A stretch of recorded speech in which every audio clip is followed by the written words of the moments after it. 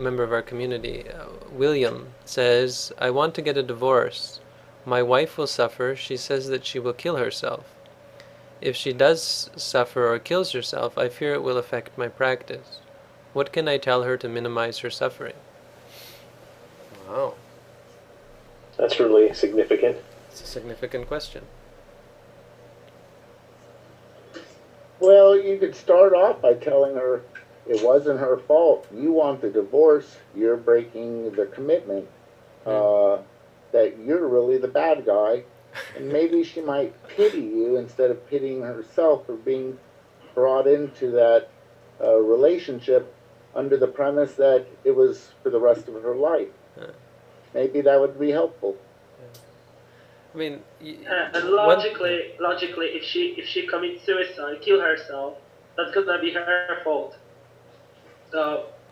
And the harder the question goes, the impact on him. I don't know if I'd go there. Oh, sorry. I think Alex wants to speak.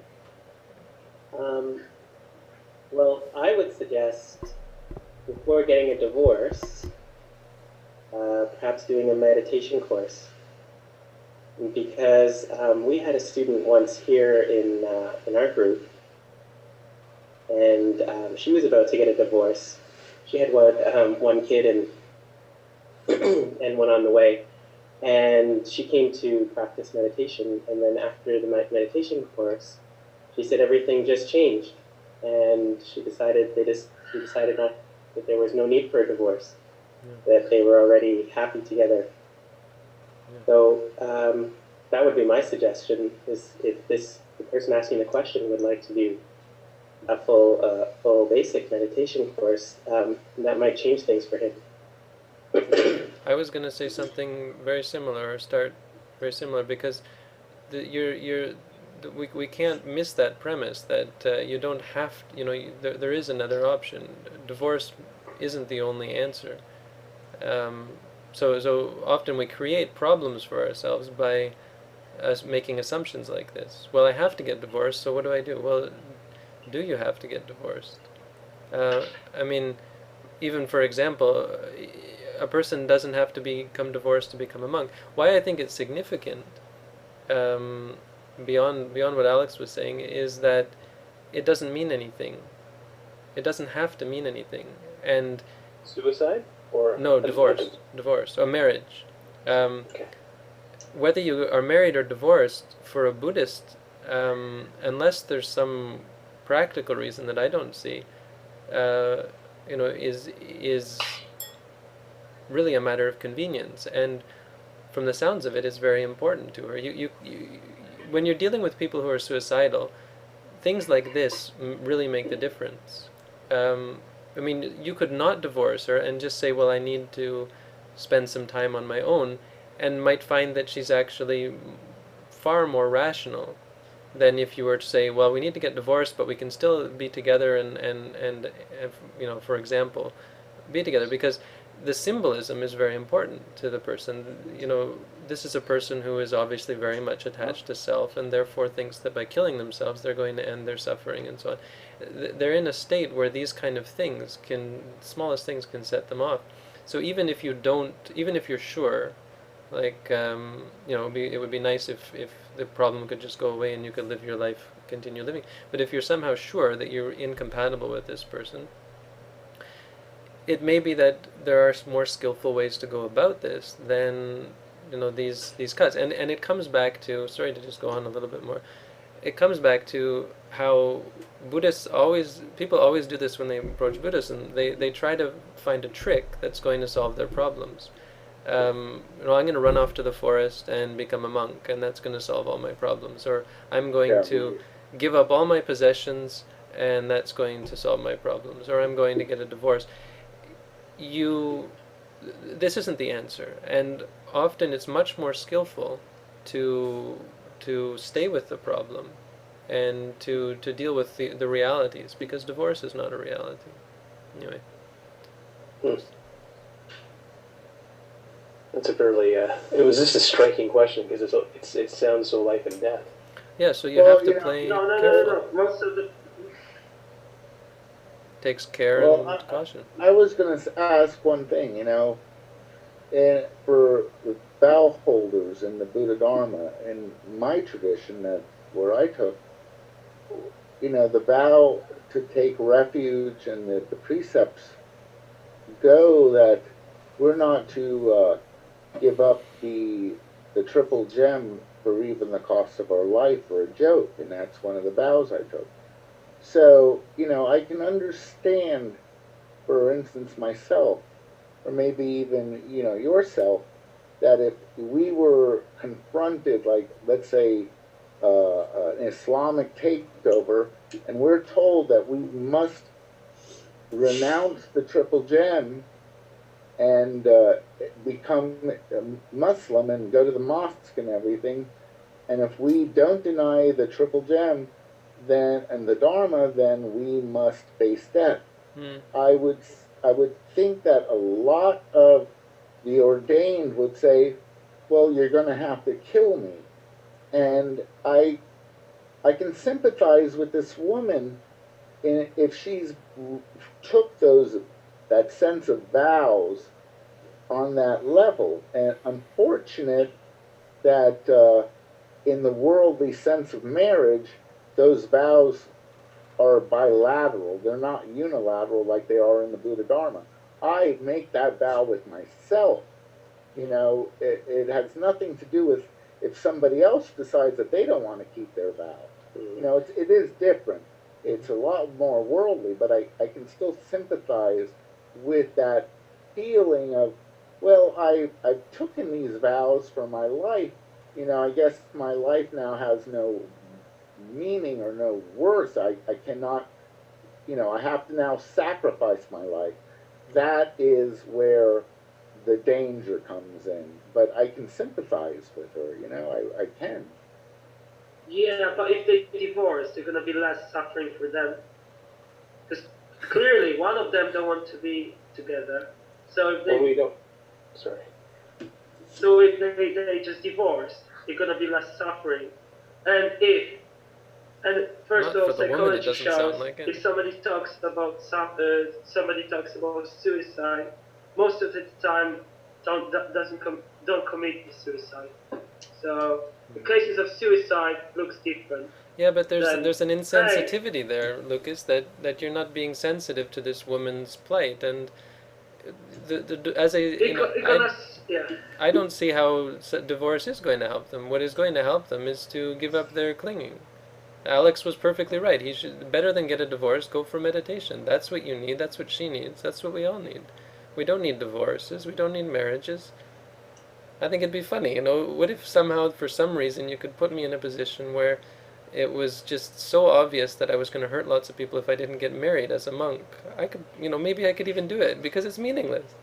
I couldn't kiss the bride at the end, but no, it's just a ridiculous example, but my only point is there's nothing to a divorce. If it means so much to her, put it aside for now. That shouldn't be your biggest concern. That was my point. Yeah, really. Yeah, but I mean about what I've said, divorce. I didn't mean just if they don't want to be with each other, or then why stick to this whole? But she does. thing? That's the thing. She's ready to kill herself to stay with him. Yeah, but he does it. So. Well, you don't feel sympathy for her or empathy for her? She's very attached. But she suffers, isn't she? Well, so she's you have suffering to help if he her. leaves. Yeah. And he gonna suffer if he don't. Well, he's a meditator. He can take anything, or more than her anyway. He's not Yeah, gonna. But you can't have that on your conscience. He's not gonna kill himself if he has to stay with her, is he? No, he'll be able to. I mean, I know William's one of. He's not done a meditation course, but he started meditating. I have a question. Okay, is it related, or should I quit this video? Because we're recording these one by one. Oh, no, yes, it's perfectly related. Okay, go for it. My question for Lucas is, what is the sound of one hand clapping? I get it. Sorry? What is the sound of one hand clapping? Like, you cannot just clap with one hand, right? So like, if there's an argument between two people. Okay, no smart wisecracks. Yeah. There's an argument between two people, right? That's something like two hands. Yeah, but I try to explain the love is just a delusion. Hold on a sec. The love is a delusion. Hold on one sec. Hold on one sec. So, you know, if there's an argument between two people, what is the cause of the argument? The cause of the argument is attachment to self. I am right. So it's two hands. I tell you something. Yeah, I'm in constant argue with my family Hold on, let me finish for a second. So if both of them are arguing, then the solution has to be to take away the attachment to self, reduce the attachment to self on one side, and then you can't clap. You can't have an argument. That's true. Well, yeah. Interesting. There's a little bit more to that, though. And the problem is this. You know, it's not even just argumentation. It's even in the peaceful pursuits. Because, you know, while one person is trying to be happy and another person is trying to be happy, you know, this is where conflicts do come in. So to say that the root of the problem is argumentation really may not be the truth. Maybe the root of the problem is happiness and the perception of what is happy. Yeah. Because, you know, you are completely happy with your companion so long as you're on the path and you're both going at the same speed and nobody's looking in the other direction and nobody's pushing or pulling or lagging behind. I don't know. But when that happens, all of a sudden you go, oh, this is no longer part of my happiness. And that's when you start feeling the aversion. Yeah, but it seems like I look at a totally different case. I see the man who don't want to be with her, and he suffers, and I see a woman that she suffers because she doesn't want to be with her, and she will be suffer. No, I don't think you understand. She wants very much to be. What I see is two people perfectly happy, creating this delusion that they're going to be happier on the other side of the fence. That very well doesn't even Marriage exist. is a delusion. They're going to be happy with each other. That's a delusion. Well, marriage is a conventional agreement between two people. It's not really a delusion.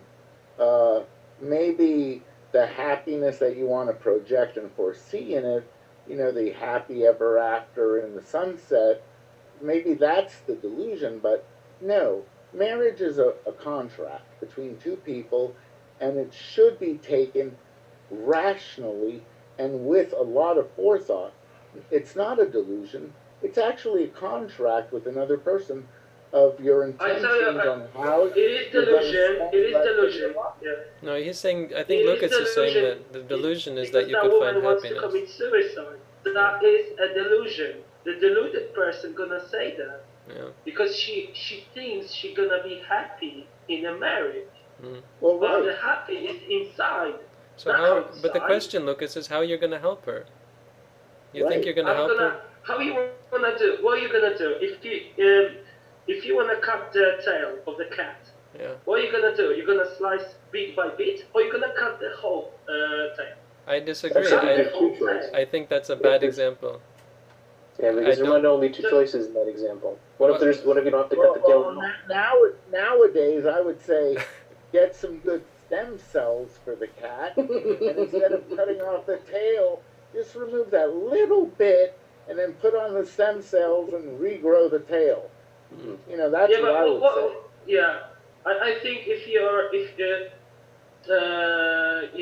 want to amputate you have to get rid of the problem from the whole problem. Yeah, but you see, it has nothing to do with the divorce. The problem is this woman's attachment, and I disagree totally. Which began with the marriage. Yeah, okay. That's that problem. If a person is You know, suppose a person is addicted to heroin. Well, but we talk about this case. We talk Okay, about the no, person. but any case, I mean, attachment is not something that you can remove with a slight strike of the hand. It's not, her attachment is not going to go away because he divorces her. Yeah, if you if you could if you could just cut off a person's attachment in one strike, like you can cut off a cat's tail, then by all means cut it all off at once. But this is trying to find shortcuts. You're applying the wrong solution to the problem. The problem of attachment is something incredibly deep and difficult to deal with and to heal. It doesn't come from things like divorce. So, oh yes, let's make her suffer. Let's take her away from her attachment. Artificially take her away and somehow expect her to heal. People don't do that. They can become poisoned as a result. I agree that there's something to what you say, and that you have to. She has to make a break somehow, but it's not going to come from him divorcing her. It will come from him being clear that this is not how, for example, this is not where, it's about the truth. The truth is not divorce. You can't divorce someone and say, there, you see, this is how things should be. Because they're not how it should be. Divorce, marriage is not how it should be. It comes from showing her that this attachment that we have is only causing us suffering. It has nothing to do with divorce. It's sitting down with her and saying, look, we really want to be happy. Let's find a way to be happy. I had a meditator recently who I'm dead sure was in love with me, because as buff and handsome as I am,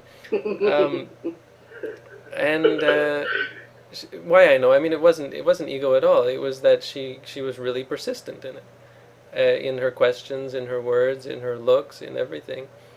And I've dealt with this before. I've had women, almost propose to me, and it's something to do with being a teacher. You really get under their, it's such an intimate relationship. And that's exactly the point, is that it should be an intimate relationship. But it is a pure intimate relationship. The relationship is not based on attachment. So you sit down with these people and you go with them. You say, yes, love is a good thing. And you teach them, and yes. So isn't it a good you lead them through it without attachment. Yes. So let's say to break the delusion. So he should break the delusion in order to help her. So that's going to create suffering. You can't break delusion. You have to create understanding. Is she going to understand right away, like immediately understand because he divorces her? No. He's going to understand. She's going to understand if he sits down with her and leads her through it. Or someone does. So that's going to create suffering for him, on the other hand. Well, wait. Only if he holds on. Here's a real important point, and I think, this is what Bhikkhu is trying to really relate to you, is that, see, whether or not they have this title marriage or not, it doesn't matter, because the whole point is to have good relationships with everyone, whatever definition we have. So your idea of saying cut them out of your life, it's not really a solution, because it's not addressing even a fundamental problem. Okay, maybe what kind of solution is that? The point is that I'm trying to state is that, well, maybe they can't live with each other right now. Maybe they do get a divorce. You follow? But the idea of that you have to isolate the other person and cut them off as if they are a cancer or a rotten body part, that is not really should be our approach to having difficult situations with other people. Very well said. And this is what, is trying to be conveyed to you. And that is difficult because, you are actually reinforcing that whole attraction, repulsion doctrine, which we're trying to convey. Well, that is part of the fundamental problem. The fundamental problem is this whole idea of divorce and cutting off, and, well, if I'm cut off, I kill myself. And, the truth of the matter is, maybe they, if they really care about each other, they're not going to cut each other off at all. They're going to make the proper transitions in life. Yeah. With each other, even if that with each other takes on the label of divorce. And it's responsible of him to convey that. Because if indeed he's a practitioner, and if he indeed loved her and they were friends, Right. and, well, we then, don't know well, these then, things. We don't. well, we, well, no, we don't know these things, but he's asking us as practitioners, and he's a practitioner himself, what would be the best good?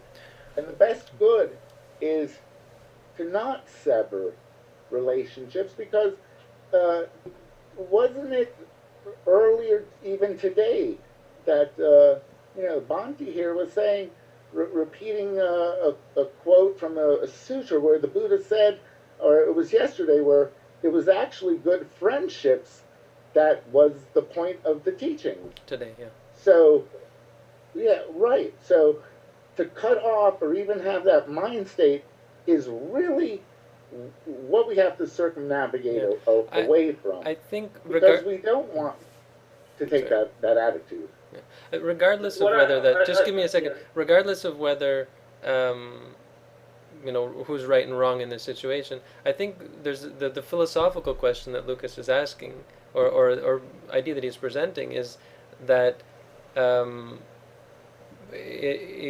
idea of cutting it off immediately. So if there were some way to effect a immediate end to suffering, or to solve the problem immediately, we should go for that. My point, and I think to some extent, I don't want to speak for him, but to some extent Lucas's point is that it has to go, that the problems are much more complicated than that, and have to be dealt with much more slowly. I mean, it's one thing you learn in practicing Buddhism is that you're not going to become enlightened tomorrow. Not likely. Some people do. For most of us, our problems don't just go away. You do one meditation course and think you're enlightened. You go back home, and a couple of days later you're yelling at your parents again.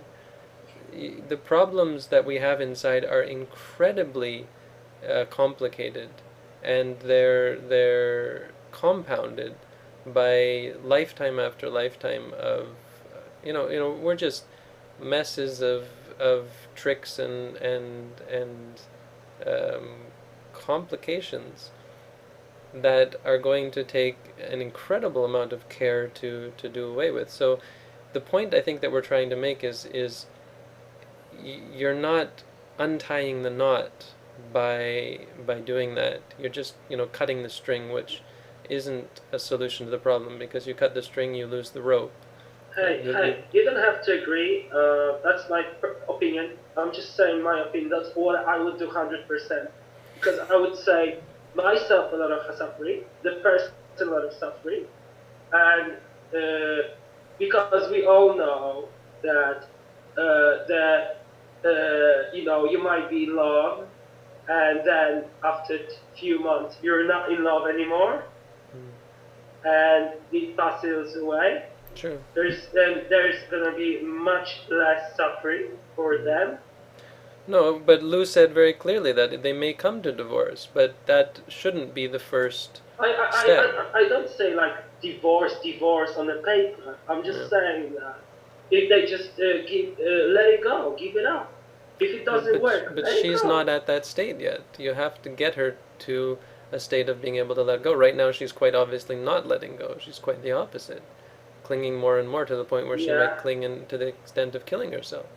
So, I think divorce is a little bit further down the line than you're suggesting.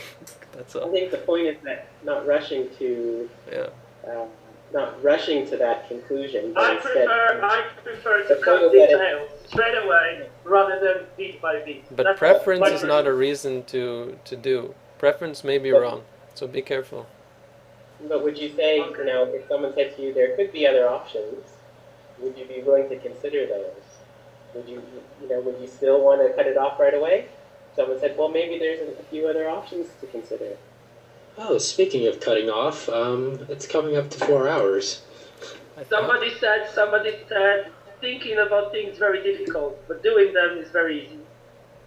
Maybe we just do this and stop thinking about it, will be easier. So just stop thinking about divorce, stop thinking of marriage. Just do everything because stop suffering. Well, that's an interesting theory. I don't necessarily subscribe to it myself, but well, if it's just because something's easy to do doesn't make it right. Just because something's difficult doesn't make it wrong.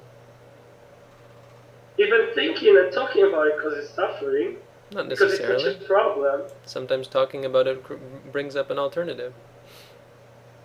Helps do away with wrong views. The Buddha said, Kalena Dhamma Sagacha, talking about the Dhamma in a timely manner or from time to time is a great blessing. It's one of the things that does away with wrong view. One of the 5 things is conversation. You know, I do want to bring up this sutra known as the Single Vada Sutra. Maybe you're familiar with it. Oh, for sure.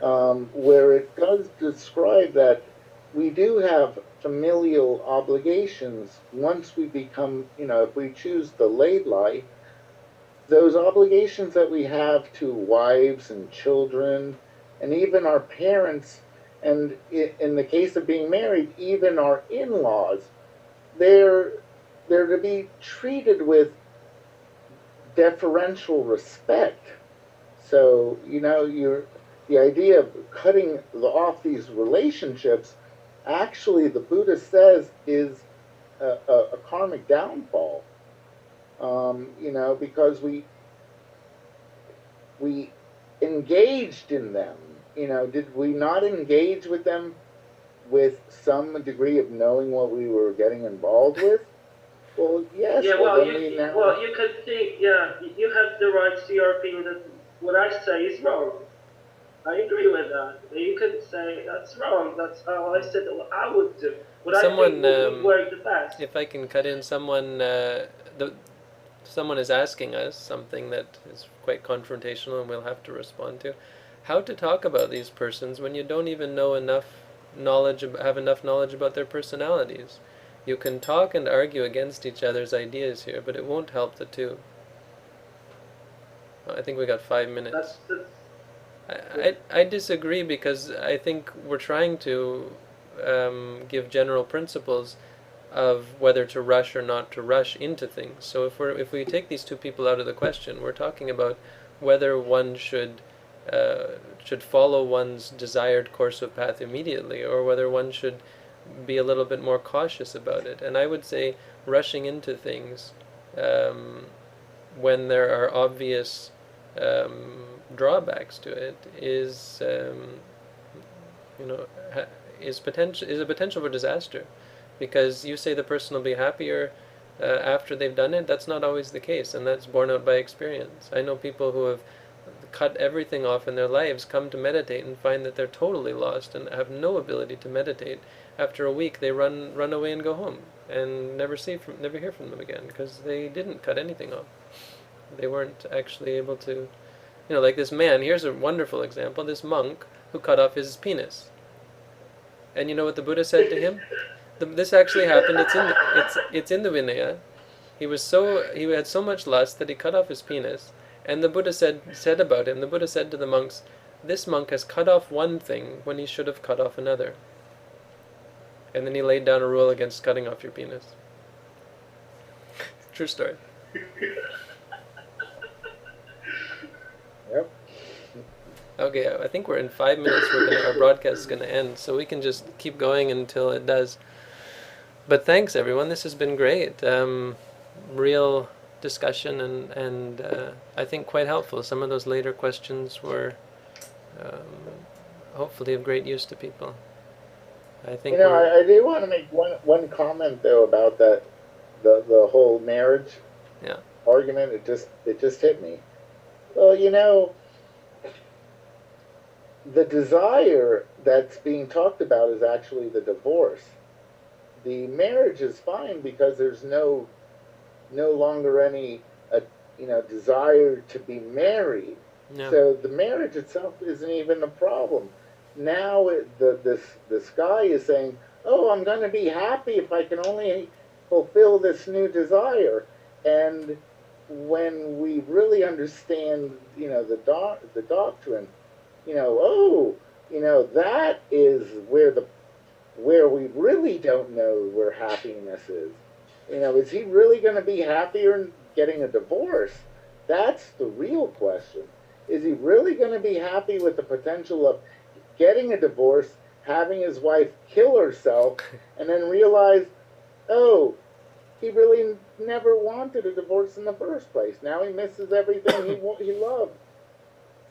He misunderstood.